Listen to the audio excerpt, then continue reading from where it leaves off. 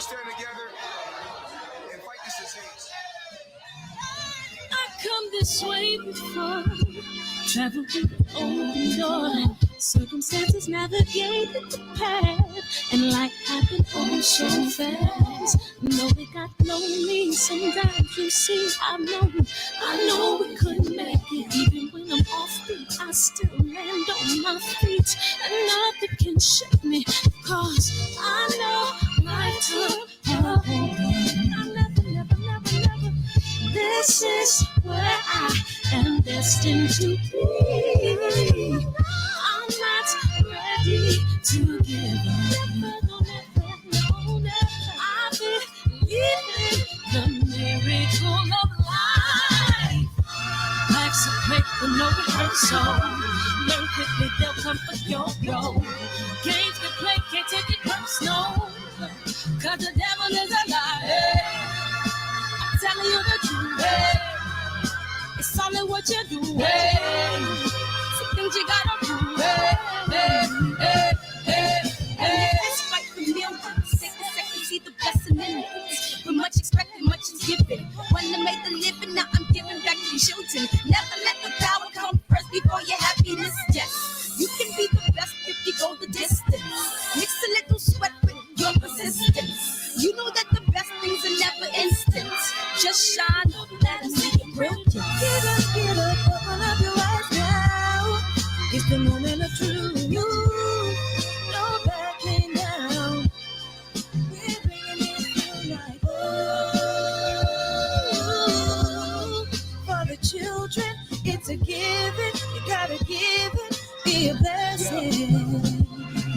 This my personal statement. Run the game like I'm ASICs. Learn and develop patience, determined to be the greatest. Yeah, bobbing and weaving, they changing up like the seasons. Indigenous to the grind, so I do it for all my people. Jabbing the competition, back up against the ropes. You fighting for recognition, I'm fighting just to promote equality where we lack it. While cancer slowing our road, I'm confident we'll make it. We focus on common goals. Yeah. Give back, give love, give insult away. Never give up, stand tall to fight another day. 2 toes, 2 feet, I stand on the ground. I'm going wrestle and fight this final round. Life's a great for no rehearsal. Learn quickly, they'll come for your role. Last time, DB. Hey, cause the devil is a lie. Hey. I'm telling you the truth, hey. It's all in what you do, hey. Some things you gotta do, hey. We started the stream early, man, because we saw the guests in here early, so it's okay. Pile on in, man. Pile on in. DB, what's up, man? Mama call him JP. We gonna call him JQ. And March 5th is what? 2 days away? We get part 2, man. What's up? Love is the word. What's up? Cletus, a.k.a. Oh, we got G Brown, man. Fat Cat. What up, Patty Dean? What's up?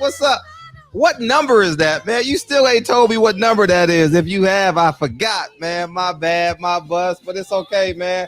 I know we super early, but it's okay. Well, we only 2 minutes early. It ain't that bad, man. And without further ado, man, the queen of the hour. How you doing, man? Hi, how are you, man? You got me up late right now. Past my bedtime. Hey, thank you for coming in, man. I didn't know how to introduce you. You have like 48 titles, and I was afraid to pick just 3. And you're like, but hold up, I'm this, I'm that. You know, welcome to the show. Man, thank you so much for having me, man. You got a whole vibe going on over there. Yes. Real quick. At the end of the day, I'm called a human being, man, going through this journey and just trying to share everything I'm learning through the journey, you know? I totally respect that. And before we jump into this, I got a question. Are you left-handed? I am left-handed. Left-handed. Okay, and the reason why I asked you, because you've been in so many different facets in terms of artistry. Is it true, or is it a myth that southpaws move differently with their brain? I mean, I don't know. I've met some amazing geniuses who are right-handed, and I know some amazing geniuses who are left-handed. I think we all have some form of creativity in us, Uh-huh. Undercover billionaire, $100 in a city you've never been before. I never even heard of Tacoma. That's the crazy thing. And, it's like this whole thing was happening. I'm in the helicopter. I'm being mesmerized by the ocean, the lakes, the rivers, the mountains. And then they drop you in this, like, here's your $100. Give us your phone. Give us your credit cards, your ID. They hand you another ID with a fake identity on it, a used vehicle. And they're like, so what are you going to do now? It got real quick. Right, didn't it? What was the first thing you sought after? Church. Why church?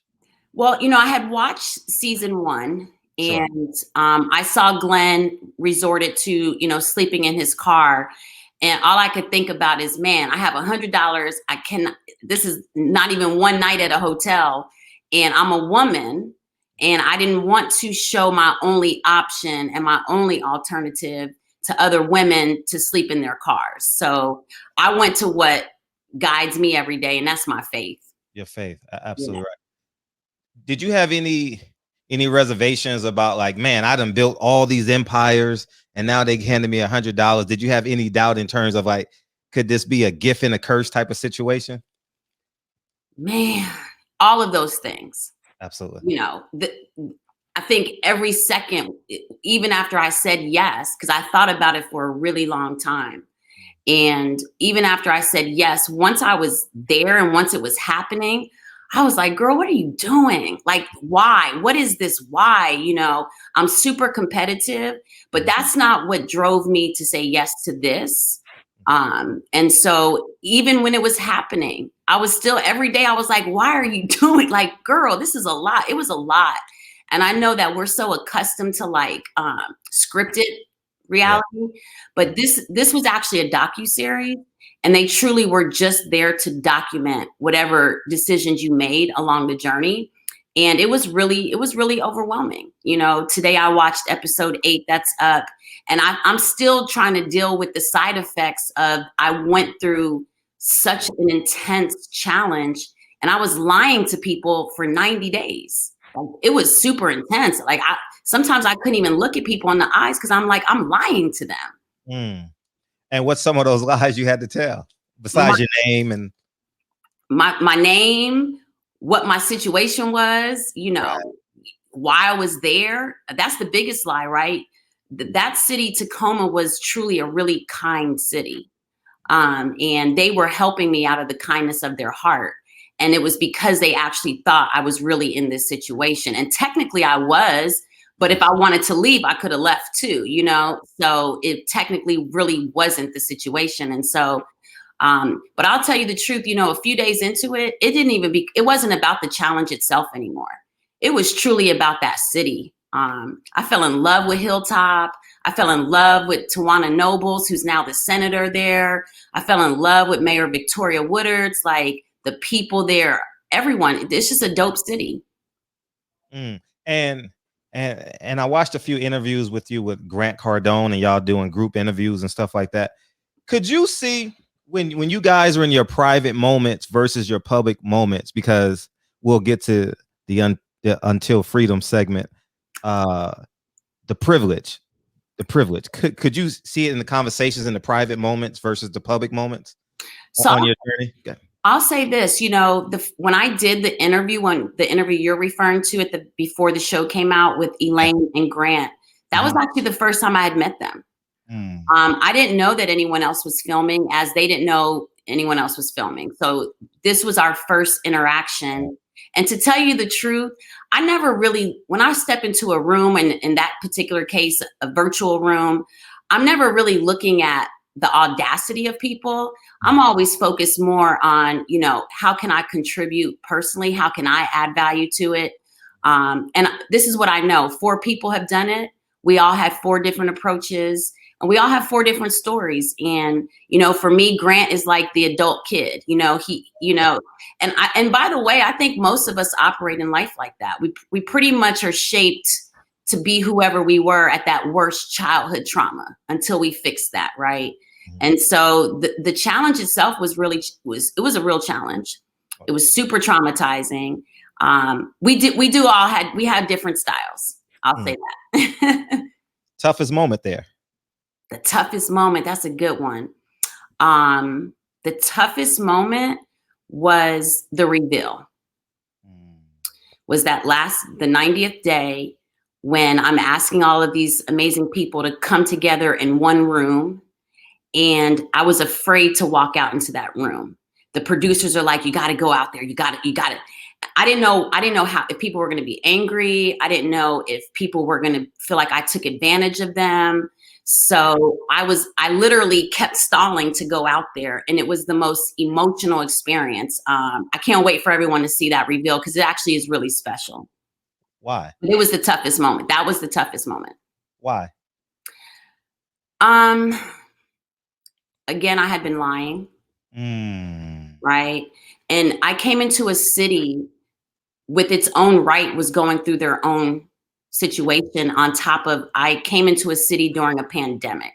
Right. You have to think about that. I'm looking at this room full of people because it was a room who showed me and extended me true kindness based on my story.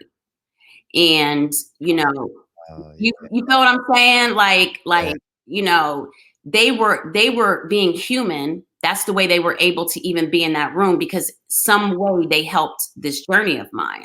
So I was afraid that they were just going to think I was being selfish, that this was about a TV show. And for me, it wasn't about a TV show. It was so many layers to this. A Black woman, Discovery Network, the largest educational platform. I needed to change our narrative and what they see of us on TV. Women were still paid less than $1. You know, I was literally carrying all those burdens. And so on that day 90, I didn't know if they were going to understand the why. And there was actually, you know, you'll see it uncovered, but there was someone who just wasn't happy about it. And I had to work that out. Along the journey of researching you, I find it was a lot, man. It was a lot. I've been on this thing for 3 days, you know, and along the journey, how do you balance your grace and your vigor? Because I can see it in your interviews. Like you're talking about your businesses and then you switch. You talk about parenting. And I'm like, how that duality exists in you? Well, I think first it starts with survival, right? I think that I was raised by a single mother. I was the oldest child. She really instilled in us to dream big and that we weren't our circumstances. So anything that, you know, I was a mom at 18. You know, so there's you can go two ways with that. And I was determined that I was not going to be a statistic. And, you know, I came from growing up in the projects. And the more access I started receiving from education, etc., I was like, wow, this is really about a zip code thing. And, you know, this is about a privilege thing. And so for me, it's always been to whom much is given, much is required. And for me, I compartmentalize things. I don't overwhelm myself with it. I'm more of a solution person. So I'm able to pivot based on the problems that I'm trying to solve versus kind of becoming the victim of the situation. Right. Definitely. And we talk about solutions. How do you navigate someone wanting to share narratives and lead them to solutions? That's the problem I'm having on this platform. Like we argue and we debate every night. And I'm like, man, just get to the solution. What's the answer? You know, how do you, because people are in love with narratives. So I'll tell you how I do that. I shut it down. You know, I tell people all the time how much we all have the same 24 hours. Right. If you start paying attention to your day and if you recognize that 10 of them hours is talking, then you need to understand that you're part of the problem too. I think that we do entertain too much conversation without execution. And I've always been a doer. And so my thing is, how many times are we going to talk about the problems? Hello, people, we all know the problem. But what are you going to do to be a part of your own solution first? Because if you don't fix you're going to keep talking about the problems. It starts with you. And so for me, it's funny that you asked me that because I do this on a daily basis. I shut it down. And it's no offense to anyone. It doesn't, I even say this, it doesn't mean I don't care. But how long do you want to talk about this without actually changing the situation? And I personally I can't engage in that. My children need me. I need me. My family needs me. My companies, they need me. And so at the end of the day, it's truly about controlling the conversation. Right. And you spoke of solution, Until Freedom. Own money, own ideas, got a super team on it. Why? Well, so Until Freedom, I'm the board chair. The 4 founders, Tamika, Mice, Angelo, and Linda Cesar, those are 4 of the most incredible human beings. And I feel blessed that I've been able to be a part of their creation and their journey. I believe in all things equity and equality. And I'm grateful that I was able to kind of bring in the voice of, okay, this is great, but now we need to create it as a business. Because even not-for-profits are a business. And so, I love them. I really do. I love being a part of Until Freedom, and they're going to continue to do everything they can. They're going to die doing this, fighting for all of our rights. Wow. What is Until Freedom? Until Freedom is a social justice, civil justice, all things injustice. They focus on criminal justice. They focus on the political, getting the bills. They worked really hard with a lot of other teams on, the Breonna's Law. We're going back we'll be in Kentucky on the 13th for a couple of days. They're all things equity and equality and dealing with a lot of the systemic things that we're all suffering. I think that the most ignorant, people don't understand that when one group of people are oppressed, everyone is. Everyone is suffering the side effects of what this nation was built on. And all of us need to participate in some form of equity and equality for people, for all human beings. No, and you're absolutely right. And you're big on equity. You're big on ownership. And before we jump into that, I hear the word pivot a lot in your interviews, especially one interview. I was like, man, she's saying pivot a lot. And coincidentally, that's Patty Dean, the producer you've been conversing with. That's her favorite word of 2020 is pivot. You know what I mean? And you've had a lot of pivots in your life, my heavens, and quite successful. Can you define pivot and speak upon your most momentous pivot that you've made?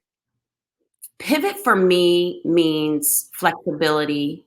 It means addressing the moment right then and seeing what direction you need to go in.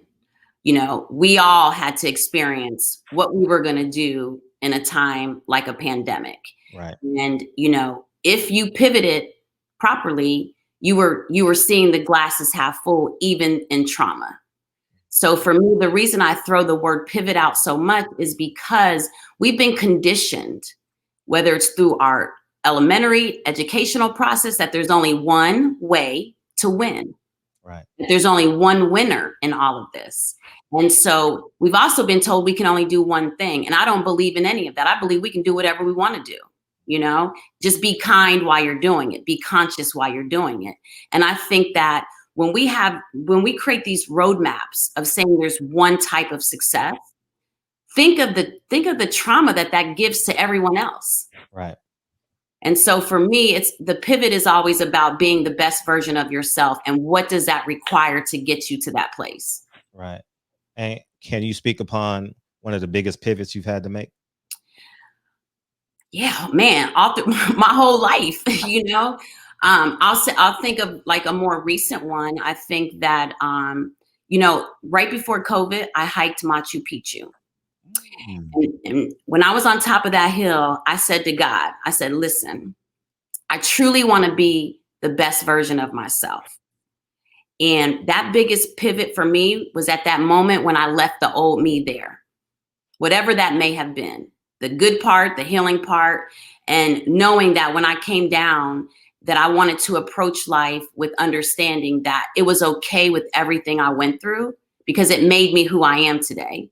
But it's also okay to be the new version of myself, because that peace that I have now, no one can have that. Not even my children. So true. Equity versus equality. Which is first? They go hand in hand. They go hand in hand. Elaborate. So for, if you don't have equity in something, you can't understand how equal you are. Mm-hmm. Right? If we're still making 63 cents as a Black woman to the dollar, right? How do you even know that what you're doing is worthy, and how do you know you're worthy? If everyone keeps telling you like numbers, we're talking hard numbers. This is not made up. If I created Rain Ventures to deal with the equity and equality issue on funding, the stats are still the same. Actually, they're down. Less than 2% of funding goes to women and people of color. So for me, equity and equality, why I like to pair them together is because if I understand that I am equal, right, then I understand that I have all the equity that I want to. And but again, that starts with self. Right. I think people kind of equate it always to a monetary perspective. Right. But you're gonna win. You're gonna learn lessons. But at the end of the day, when you walk in whole, that's a different story. That's a different understanding. What's walking in whole? I'm ready for the answer. I'm ready for that. Fear, baby. Faith over fear. We are all created equal. We come in the same. We going out the same. We have to be okay with understanding that we're flawed. One of my biggest accomplishments that most people will never know about is learning how to be my most authentic self and embracing that. To me, that's walking in the room whole. I can't help where I came from. I can't help what I didn't have access to. I can't help the family line that I came from. I can't help that I was the first generation college student. But it's all okay because I deserve to be here. And in fact, I'll go create my own table. How about that? Right. And speaking of elevation, how do you I'm not sure if the word is compartmentalize or manage the lower frequencies? Well, first of all, I choose not to be around those. Okay. And, it's funny because I was working on this thesis when I was creating this concept of the art of collaboration. And do you remember that T-Mobile campaign where they had like the circle, you were in the middle and then they had the 5 circles, right? And they were and your network, building networks. Like, yeah, you get easy access to this 5. It's going to be so simple for you to talk to them, so seamless. It's actually based on a science theory that we're the sum of the 5 people we spend our time with. So on a regular basis, I am analyzing who are my 5, both personally and professionally, because that's going to tell you a lot about yourself. And I choose to be around like-minded people. Not saying that we don't need encouragement, but I'm going to tell you, I'm around the people that see the glasses half full. And I think that if we approach life with understanding our like our environment and who we're choosing to have conversation with and fellowship with, man, life changes when you start changing your environment. And those are the things that we can control. Yeah. Actually having my notes for you, your network is your net worth. So that's pretty funny that you said. I have it right here in my notes. So that's pretty. Angel investing. Yes. I'm just jumping all around because you're so talented. So you're an angel investor. Well, I started off as angel investing and then turned into a VC. I was I love to challenge myself. I like to sit in that place of forever student in life so that, again, I never forget that I came from the projects. Right. And I think about all of those other people that I grew up around, and that society says because of where we grew up that we weren't as valid. And so when I was getting my master's, I was introduced to angel investing, and I became super active and started seeing like, well, wow, no wonder we're not in the boardrooms. No wonder we're not making C-suite decisions and getting into those positions. We don't invest early. So we don't get to vote. We don't get to create and say who's going to be the CEO and who's, and make sure that the structure from the ground up is inclusive. So for 9 years, I just started getting involved in it. And then 3 years ago, we created Rain Ventures. Been quite successful. Yeah, now we have a $50 million fund, and Bank of America announced that they're our anchor, and we have some really great LPs. But what makes me so excited about it is that we get to deploy $50 million into Black and brown founders, into women-led companies, and, really change this narrative, and, get this ecosystem shifted a little bit. Right. That's a hell of a task. Listen, I'm actually in a fellowship right now for 9 months on VC, on venture capital. Yeah. Wow. When did you, from a mindset perspective, goes from I can invest in myself, I don't need no other investors? Like it seems like as I'm again, like going through all your stuff, I'm like, she bets on herself, and even if she doesn't have it, I don't know if you've never had it, but I'm just saying, even when she like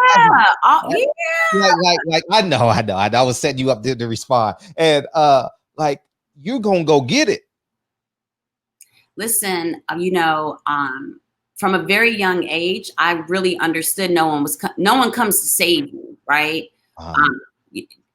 God has given all of us the God within to kind of direct our path. And I'm grateful that I had a mother who kept me in the library. We didn't have much, but she took us to museums. We were always at a free festival, learning and taking in culture. And even though we weren't traveling the world, it felt like we were traveling the world because she exposed us to so much free, just access to a lot of things. Plus, I grew up on the East Coast. So we had New York, we had DC, a lot of culture, a lot of life. And when you're exposed to possibility, like my mother exposed us to that, it was always about how big can you dream? And yes, I a lot of times I didn't have, but I was like, you keep going. What was the light when you had a child at 18? What's the light, the light at the end of the tunnel you saw? Making the decision that I was young, but if I was going to bring a life into this world, that it was no longer about me. And for me, that was like that extra spark. And so that's all I needed, really. Children don't ask to be here. And my mother and my family, they were just such great people, lots of love, lots of nurturing. And I just honestly just wanted to make sure that I could offer him something more than just, we had a teen mom. You got a quote that says, oh, Lord. Racism. Your research, baby. You did your research. I have to. You know what I mean? Racism's been earning billions of dollars. Don't ask us to solve racism. Those are two separate quotes, but in the same in the same train of thought. Yeah. I mean, we built this nation. Yeah. Right? We're hundreds of years behind from legacy, from wealth building. Right. That was built on our ancestors for free for them at a cost to us. We're still suffering that cost, right? And so, literally oppression, racism, classism, right, trillions of dollars. It's what it is. And look at the resilience that here we still stand breaking barriers. I feel good about the consciousness of the millennials, the consciousness of the Gen Zers. I've always been a conscious capital type of girl. Now that I have the maturity and the wisdom to be able to verbalize it, it feels good. And I also like to hold people who don't look like us accountable. Right. I'm glad I'm at the stage in life that I'm on the other end, and I can say to them, well, what does your team look like? How many women do you have? How many Black people do you have? How many people of color do you have? If, you know, that's stuff that we have that power now to ask those questions, because inclusion is the right thing. You you said you like being the first, right? You're the first college graduate and so on and so forth. And now you have the power. Do you enjoy that as much as well? Like knowing that your signature changes lives? Well, I don't believe I change lives. I believe that God uses us, Sure. so I will never sit with that type of confusion in my life. But what I do like is that I have a value system that I do believe is putting human kindness first, community first, consciousness first. And you can't go wrong when you're operating in love in that way. So to me, if that's the power, yeah, I'll take that every day. Reparations. What does that look like? They can't afford it.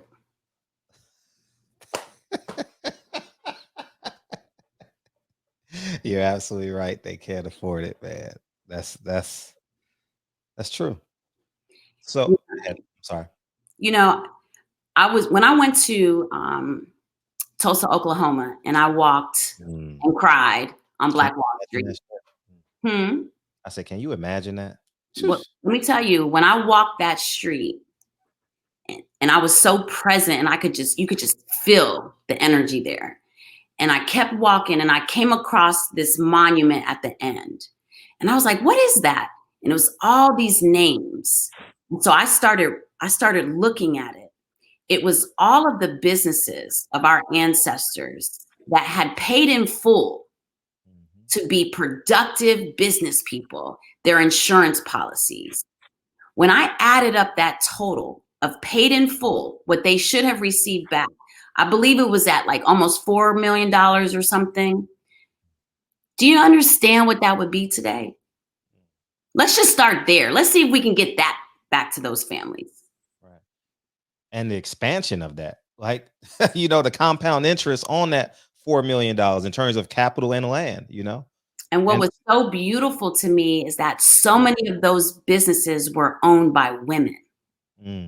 So when we talk about equality and partnership with us as Black men and Black women, they exemplified the example. That's why it was so dangerous, because the beauty of Black men being kings and Black women being queens together in a community was scary to them. Right. It's funny because as a child, you know, you listen to the Gap Band growing up, and then as I got older, you realize what the acronym stands for, and you're like, damn, it's funny how my growth has to be self-taught. You know, it's like they give us the bare minimum in schools. You know, I saw you post Malcolm X and his quote, but like my learning and my application, I don't think I learned application in college and grad school, but in life, the gift of application, the wisdom of application seems so powerful. And as I journey through your Instagram posts, I see a lot of application. And where did that come from? Was it mom? Was it projects? Was it college? Was it USA Today and getting the top spot? Where? I honestly think I'm still a work in progress. So I think that I'm learning it every day. I think it started at home. You know, it started with my mother. I remember being a little girl and I came home talking about Rosa Parks, and my mother was like, sit down. And I believe it was Polly Murray, or she's like, she sat on the bus before, like, you know, so she always forced us to go past what was being presented to us. Right. You know, she'd be like, oh, so this is what was said. Well, go find out. Or I say, Mom, how do you spell this word? Here's the dictionary, look it up. Right. You know, so my mother she never just gave us the easy answer. She made us sit down and intellectually research stuff. My mother was a researcher, and she liked us to provide different ways to get to the end result. And so I'm grateful for that, because I've been able to apply that in life. But it's, you know, as long as we have breath in our body, it's the continuous evolution of ourselves, and hopefully in the right direction. Is the internet the new potentially be the new Black Wall Street? Because I heard you say everyone should have e-commerce or some form of social media. Can that be a vessel? Can that? Yeah, well, the way I feel about social media, right, is that first it should be controlled, and secondly, I think you need to use it in a way that empowers you versus you being pulled into it. Because first, everything out here is not true. Right. And we see that every day, rumors, and it multiplies in a ridiculous way. Before it was the telephone, and really small. When it comes to social media, it's a tricky thing for me, but I do feel like any type of business that you create, you have to be tech enabled. You have to.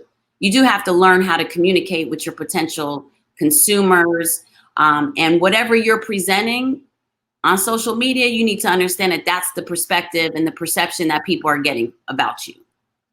Censorship. You have any stance on censorship? You said controlled, so Well, my thing is that we are our walking billboard. Sure. So when you get into everything we think should not be said, I don't believe in just responding emotionally. We have a 24-hour rule in my house. Let's talk about it. One person gets to talk about it. The other person needs to receive it, right? And you need to think about it. Yeah. And I think that I wish we had to practice that in this digital space that we live in, because people are just saying stuff. I mean, I was listening to some audio on something that happened on Clubhouse. We're out here behaving very emotionally and reckless. It's ruining lives. It's inviting feds. It's inviting the police. It's inviting all of this nonsense. And so I do wish for us to understand our power of self, the control of our tongue, the control of our thoughts. It's a mindset. For me, everything's a mindset. Absolutely. How was I going to be a millionaire if I didn't believe I could be a millionaire? Right. Like, Monique, you're not a billionaire. Why you do that show? Because I'm going to be a billionaire. Like, come on, guys. You got to walk. You got to know what you're doing. You got to claim all of this. There's nothing more special between me and you. Like, we all have the same gift. Different skill sets, that's different. But we all have the gift of life from God. Well, we got some quotable moments tonight. I tell you that. You bring it out of me. We gonna be trending. When I chop these videos up, you might be trending in about 10 days. DB, what's up, man? The greatest co-host in the world is in the building. DB, what's up, DB? I'm feeling good, Queen. I'm feeling good. I don't use that word loosely. When I say Queen, I mean it. What does Idlett mean? Idlett, it's French. So my whole name, Monique Renee Idlett, it's French. My father was of French descent. He was French, Cherokee Indian, and Black. Oh, man, I have some ties to the French culture. As a matter of fact, my favorite restaurant is French, called Jacques in the Box. You ever heard of that? I'm glad you got some comedy relief right now. Y'all got me up at 12:30 at night. Yes, indeed. We do what we can, man, to keep you entertained. Listen, I was having a conversation with my good sister, the Queen Patty Dean, our producer, and I was asking her this question the other day, and I want to ask you, how do you propose that we close the racial wealth gaps? I mean, did you just see that number? What was it, 17,000 and then 171,000? Black family wealth right now is at 17,100, where the Caucasian wealth is 171,000. Here's what I'm going to say. We have, as a culture and a community, we have to collaborate. I'm going to give you a perfect example. When I was in college, there was a group of us, and we were talking about going in on doing an event. And I saw in the conversation where we're uncomfortable asking for money. And then when I got to USA Today and I'm seeing that's all they do. You got 5 on you got, and then they put their money together and then they're buying land. I love what they did in Atlanta, that group of those families that bought all that land. That's the only way we're going to start increasing our wealth, and we're going to have to start doing it through the collaborative effort. We have to get back to trusting each other. And we have to get back to understanding that what does it matter if you have 100% of nothing? Wow. So the steps are, what I'm hearing is doing things in unison, doing things together and trusting each other. But what are some of the other things that we can do? Like, do you think there's something in particular? Is it more people graduating? Do you think it's more people not going to school and starting a business at a younger age? Like, what do you think? You know, for me, I think it starts in the home, right? I think that one of the best skill sets that we have as adults is we're able to identify character traits, skill sets in our children. And hey, you're going to be a dentist. You get them on that path right now when they're a child. I was really fortunate that my mother saw business skill sets, entrepreneurial skill sets. And so from middle school on up, she always had me in a program that elevated that curiosity out of me. We have to stop putting this pressure on our young people that you're only going to be successful if you do 4-year college. You're only, this roadmap that has been passed down to us that isn't even valid. We can't tell our youth that to go $200,000 into debt at 18. That might not be their journey. Be okay with it. Support what our young people love, what they love about themselves, and nurture that. We can't even get to the other part of it until we start getting back to the love of who we are as a culture. Not the stereotypes, but our strengths. We are a loving people. We are an accepting, not tolerant people. We have so much to give, but we haven't learned how to give it together. And so it's hard for me to say what our success will be when we're not even understanding our own success in our homes. And we're not telling our young people it's okay that you want to do this versus that. I have 3 children. All 3 of them are different. I have to mother them differently. There isn't just this one path. But I do believe, by the way, do we even know our neighbors' names? I can't even get to the monetary part of changing our legacy until I get back to will you stop stepping over your homeless neighbor and your hungry neighbor? Why are you walking with throwing your empty bags down on the floor? Because you done eating the food that you took one bite out of. But you rather throw it away than pass it to someone that needs it.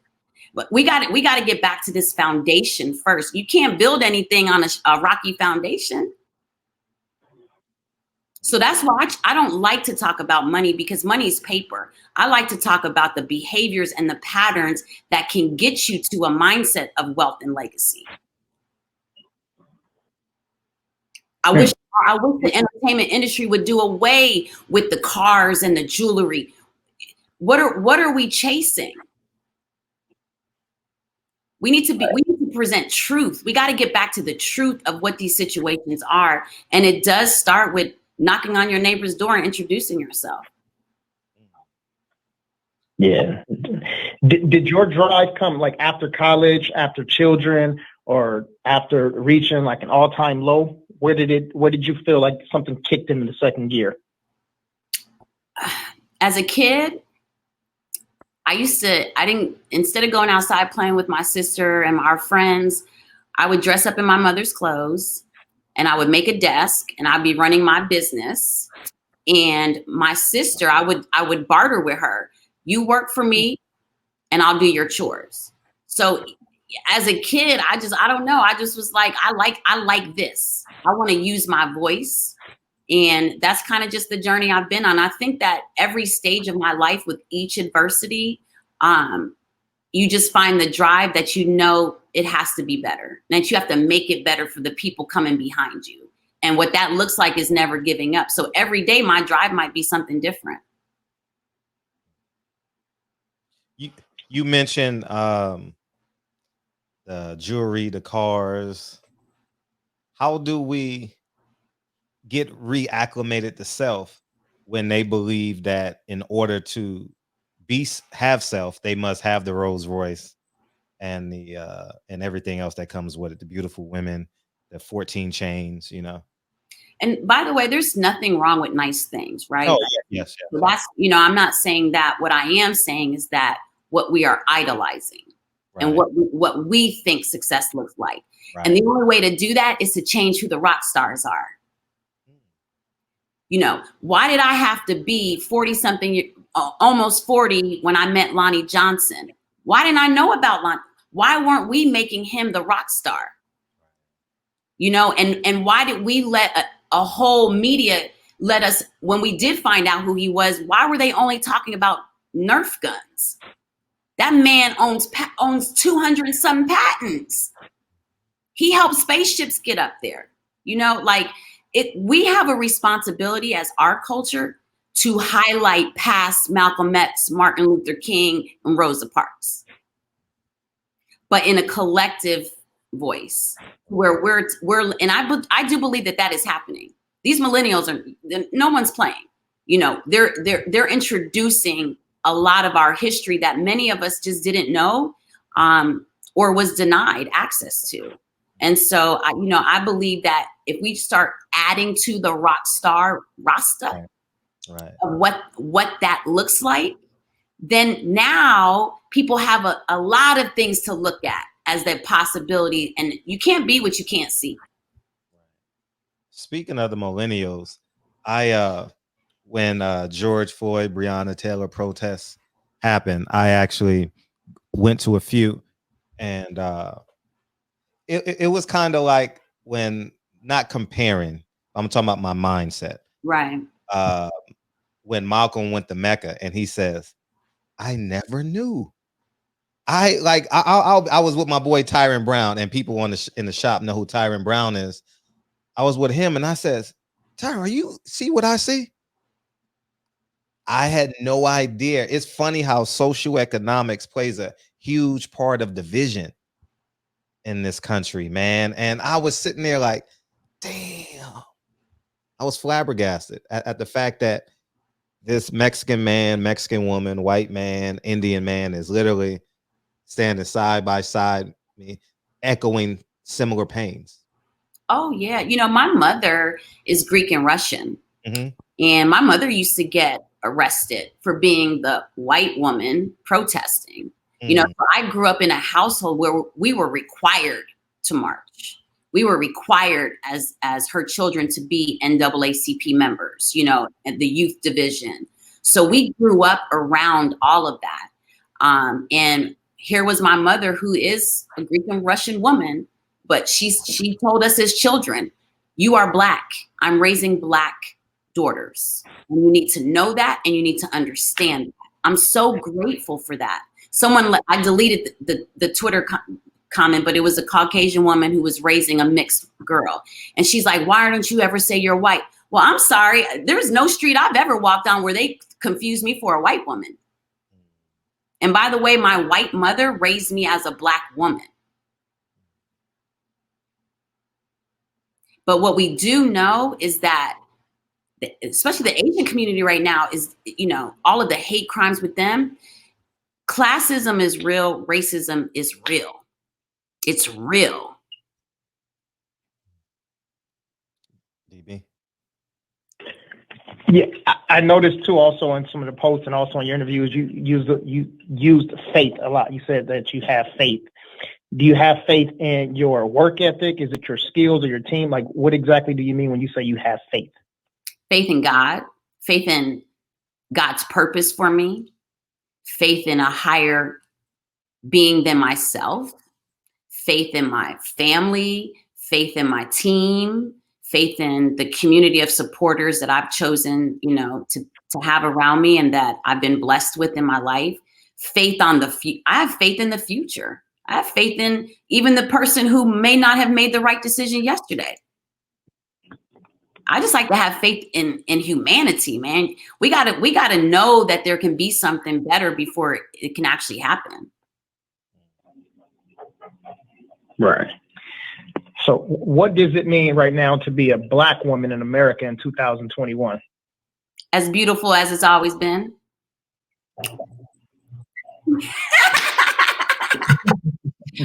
I'll say this, you know, more aware, more conscious to make sure that we aren't okay being the one in the room. As a Black woman, I like to make sure that I answer every other woman, especially young Black woman, you know. As a Black woman, I have a responsibility to be the best example through my behavior and my actions. And hopefully everything that we're doing now changes the path for my daughter, for her daughter, you know, and all the generations to become after. What it means is to, you know, to continue to lead with love.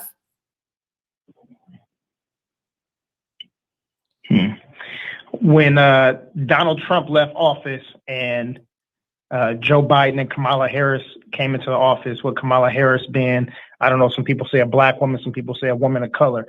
Did anything change in your heart? About what?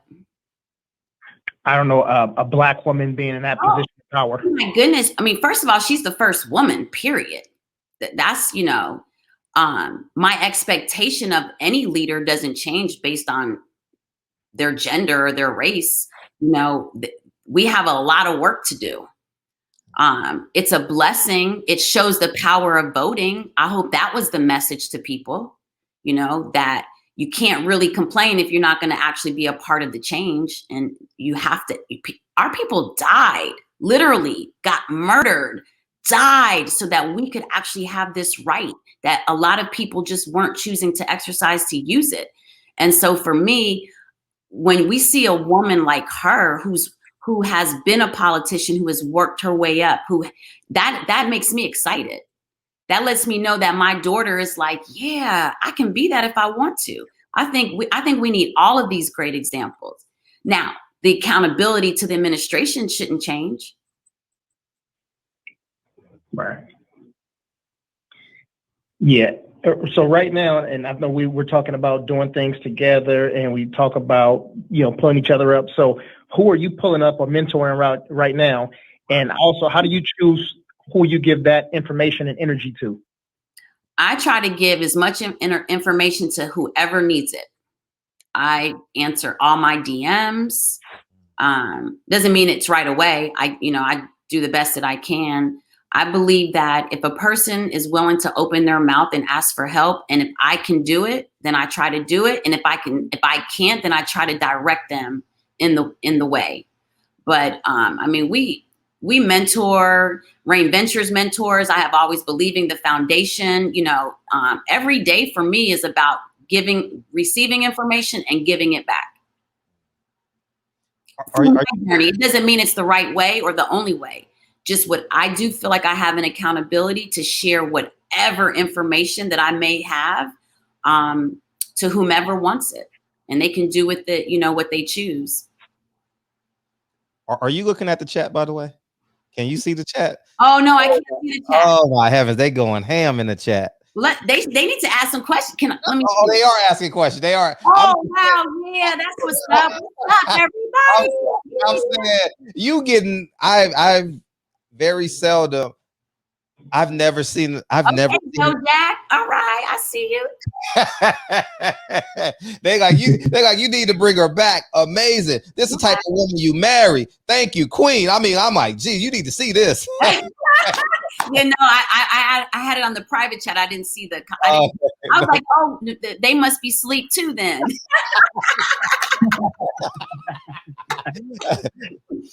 Music industry. Okay, you got to read through them. Can you see them now? Yeah, I can see them now. What's up, Nate Johnson? I love this. Like, to me, this is what drives me.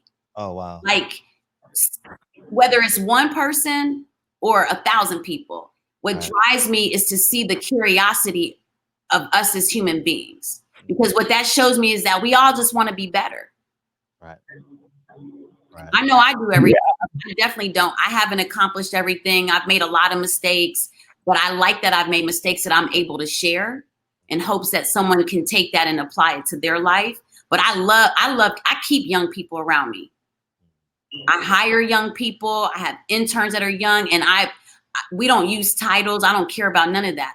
How can we all contribute to get to the best solution and the best execution? That's what I care about. Get them, girl.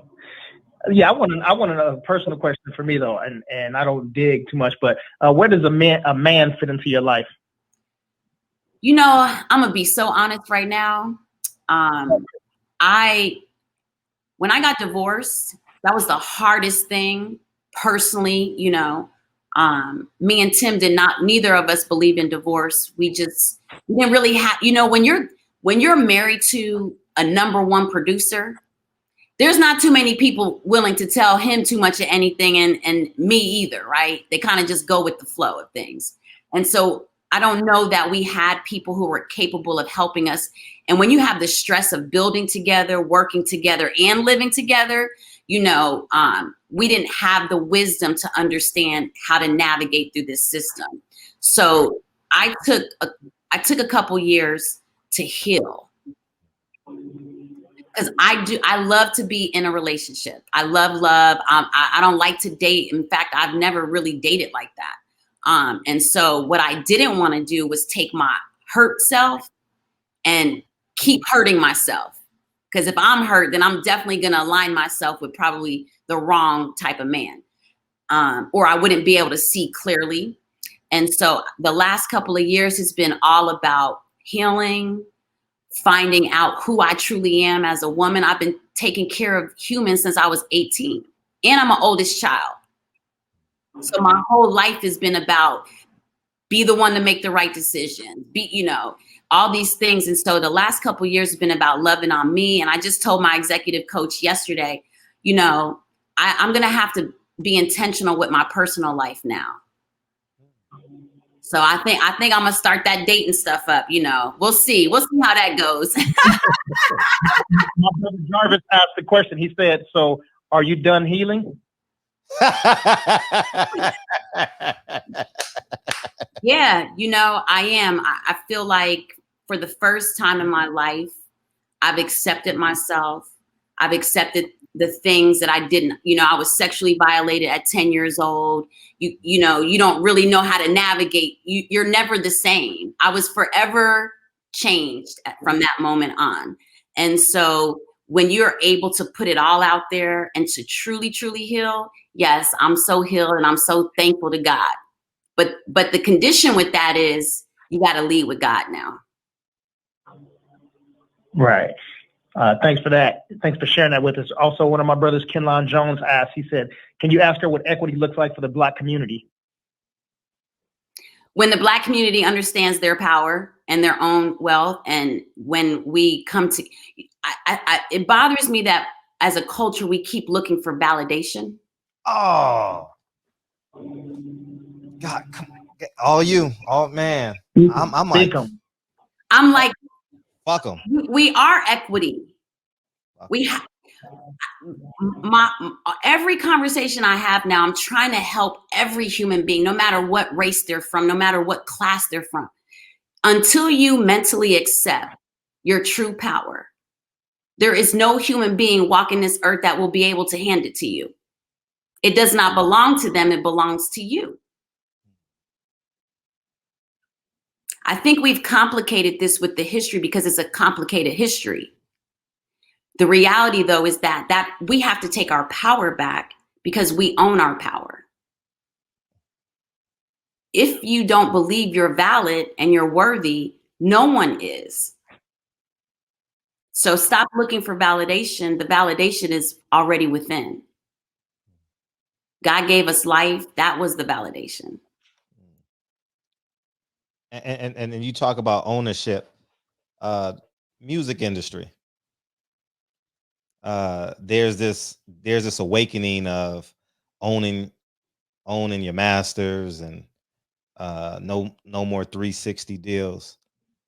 Can you elaborate on the importance of ownership and masters and Nipsey Hussle. I'm from Los Angeles, so Nipsey Hussle spoke about that so eloquently in Mailbox Money, stuff like that. But and even more so in his real life. Can you break that down in terms of the music industry? And Well, I actually personally feel like it belongs to every industry, right? Because no matter what industry you're in, there's someone who's taking the big check and throwing out the crumbles, right? So for me, it's always been, what sacrifice is the receiving end willing to take and make? Do you want that money right this second? Or do you want to understand the business model? You want to be given the fish, or you want to learn how to fish? And so, when it came to the music industry, first of all, it starts with contracts.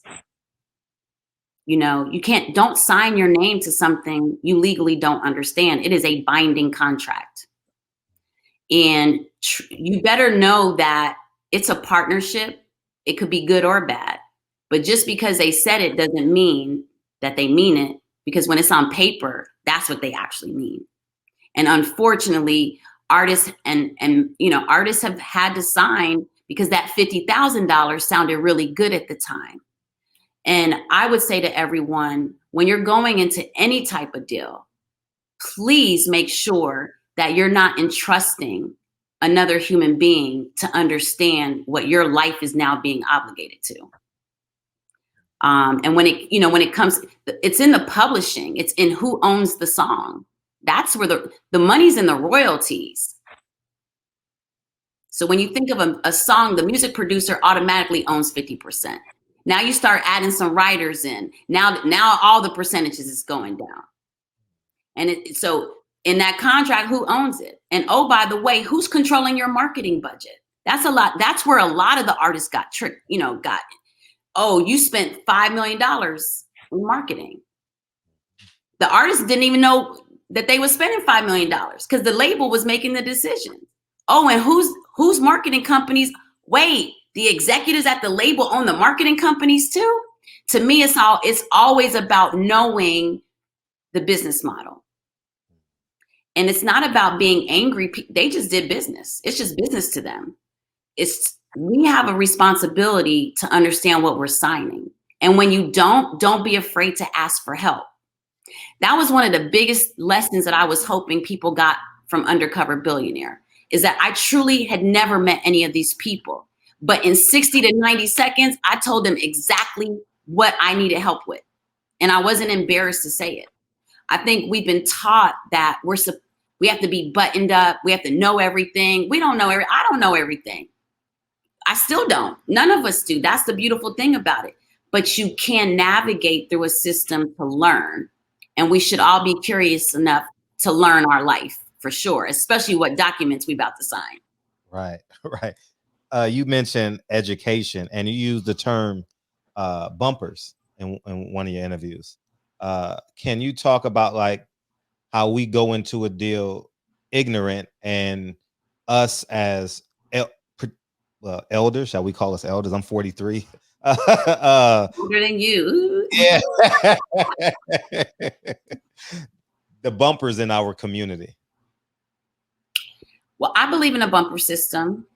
And I believe that, I'll just say, like in our company, right? We make sure that for Rain Ventures, we have someone we are strategically aligned with for marketing. We have someone we're strategically aligned in PR. All of the different areas of our life, personally at home. If something breaks on you mentally, who you going to? How are you keeping your physical self together? How are you keeping your spiritual self together? I think we have to start looking at us as a whole, from a holistic perspective. And so when I say put up the bumper systems, that means creating a community that no matter what is happening, they're able to push you back along. Because we all need those bumper systems. You know how that little bowling, I remember when I started bowling, I used to have those little guardrails up. That's all it is. And by the way, but it doesn't mean that just as the ones that need help, we have an accountability to be a bumper system for someone else too. It can't just always be about us as individuals. It has to be about reciprocity. Right. DB. She cold as ice, boy. Yeah, You see what I'm wearing, though, right? Colder than a polar bear toenails. Oh yeah. But you know what? I'm excited. I'm happy. You know, I wake up every day. I'm like, man, I got life again. Yes, thank you, Lord. What we gonna do today? You know, I kind of just attack life like that. You know. Right. Yes, indeed. We gotta get her out of here, DB. Yeah. All right, I got two quick quick ones for you. Uh-huh. If you were a rapper, what would your rap name be?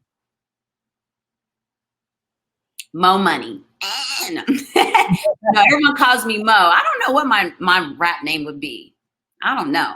No, that's a good one. That Mo Money is a good one. Good. No, but you seem so focused. What's your advice? I love to literally shut down and reset. I love watching documentaries. I actually just got done watching one. That's kind of like, that's my piece, reading, watching documentaries. I don't watch fiction, so, and I don't read fiction. So I just love to kind of just, you know, nurture that curiosity in me. I love hiking. I love being out. I'm an earth sign. I just bought a farm, so I'm about to get into farming now. You know, I like being peaceful. I like a vibe. Give me my music, my fresh food. I'm good. Okay. Well, yeah, just so you know, I'm a Leo. I'm a type, so I'm left-handed just like you. Well, let me tell you something, DB. My mother's a Leo and I'm a Taurus, and no. Just like that. Well, DB, you can be born again, though. You can be born again. You know what I mean? Just go to the first Christian church you see. You know. You did mention faith earlier, right? She did say faith, yeah, right? she did mention faith. Yeah. I'm gonna tell y'all, thank you all for what you are doing. Like, thank you. You know, my very first job outside of babysitting was at a barber beauty shop. Oh, no. I used to go every Saturday, 6 a.m. to like 12 o'clock. I used to earn $20. And boy, that was the best $20. But the conversations that would happen in the barber shops, right, and to see this authentic environment, this comfortable vibe, this stuff is so important, man. Thank you. Thank you for what you all do. No, and it's all love. And since this is a boxing platform and you in the executive branch, do you know Al Heyman? Yeah, why do I know that? Oh, is he from? Wait, no, where is he from?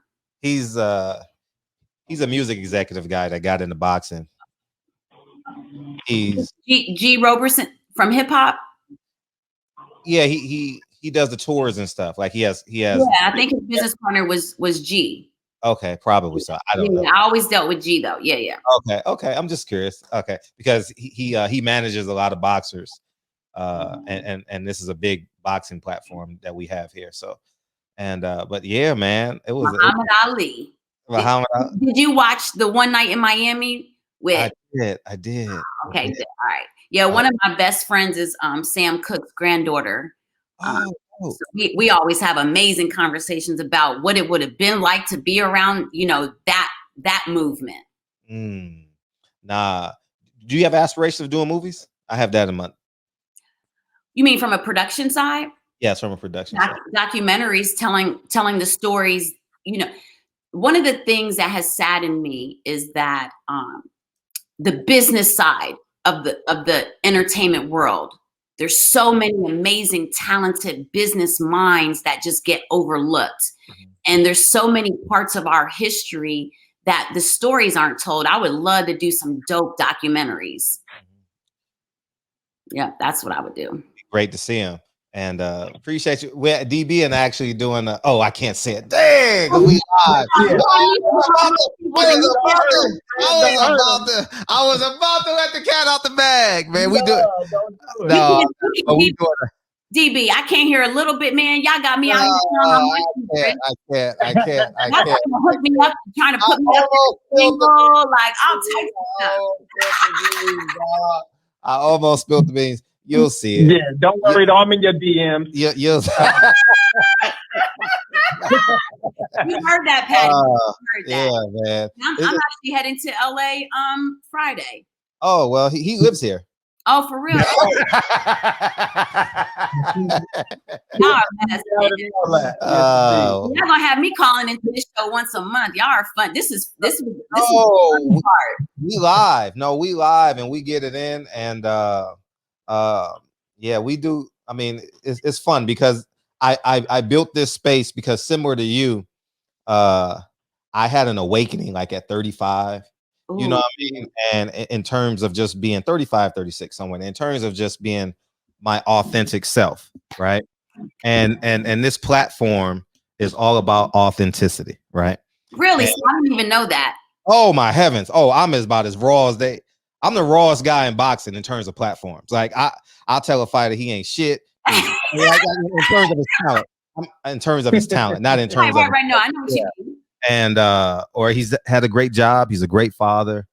You know, this platform has raised money for I mean, so many things. Like this is a real community. We've done community outreach. We've done so many things on this platform. And yeah, you'll have to let me know how I can continue to support, because I like this. This is good. This is what I'm talking about. Changing that, you know, who people are paying attention to, what stories are being told, and how we're communicating it, you know? Right. And yeah, I mean, more than welcome. And we'll figure that out as we move forward. And I just want to give you your roses, man, because I had a great time. I had a really awesome time. Thank you so much for having me. And you know the funniest ever is, PPD can attest to this, Patty Dean. We had Ilyasha Shabazz on here, Malcolm X's daughter. Mm-hmm. I haven't had that much fun researching since I was like, man, it just kept going and going and going and going. I had tons of fun, man. I'm glad I started early, you know. No, thank you. And I hope the lesson for everyone is that don't ever get stuck in anything. Yes. Know that you can pivot. That word pivot again. Don't be afraid. Don't be afraid. Like, it just shows that I'm just curious enough to try it, and I believe I can actually do it. It does, you know, even if I'm not quote unquote qualified, I will make sure. Yeah, truly appreciate you coming on, and everyone have a great night. Appreciate you, Mrs. DB. Thank you for your time. Appreciate you. Thank you, DB. Bye-bye. Appreciate you. Oh, what's up, DB? Wait, hold on. Let me finish typing this in her DM real quick. You funny, man. Oh man, that's funny. You know what's so crazy? What's that? You know, PPD. You know, Patty like everybody, right? She just got that spirit. She like everybody. Everybody love her, and she was like, "I love this lady." You know what I'm saying? And so I was already feeling like it was gonna be good. But man, sure enough, this was great. I knew it too. I knew it when I was doing my research on. I'll tell you how many pages of notes I have on there. I got 1, 2, 3, 5 pages of notes on it, and it was so much fun. And her firmness, I was like, wow, okay, she's strong. Like she's totally strong. And shout out to PPD, because PPD actually DM'd me her about 2 months ago. Yeah, we've had her booked for about 2 months, huh, PPD? So yeah, shout out to PPD with that, man. And yeah, man, I love the authenticity. Authenticity was amazing, you know. Yeah,